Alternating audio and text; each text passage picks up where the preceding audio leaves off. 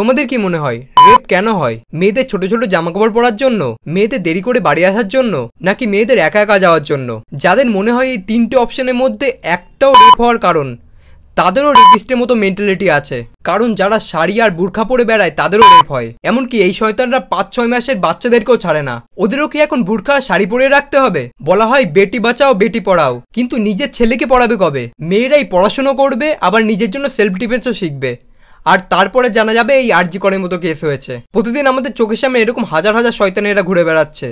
তাদের দেখতে মানুষের মতন হলেও তাদের মেন্টালিটি শয়তানের থেকেও অধম।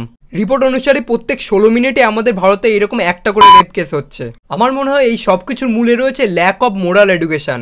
বাচ্চাদেরকে ছোটবেলা থেকে মানসিকতা শেখাতে হবে। সরকারের উচিত প্রত্যেকটা স্কুলে ছোটবেলা থেকে অ্যাওয়ারনেস ছড়ানো, তাদেরকে এই বিষয়ে এডুকেট করা যে মেয়েরা কোনো ভোগ্য বস্তু নয়, তারা আমাদের মা বোন, তাদেরকে আমাদের সম্মান করা উচিত। আর এরকম অপরাধে অপরাধীকে দ্রুত থেকে দ্রুততম দৃষ্টান্তমূলক শাস্তি দিতে হবে। আর শাস্তি এমন দিতে হবে যাতে অপরাধীরা অপরাধ করার আগে হাজারবার ভাবতে বাধ্য হবে।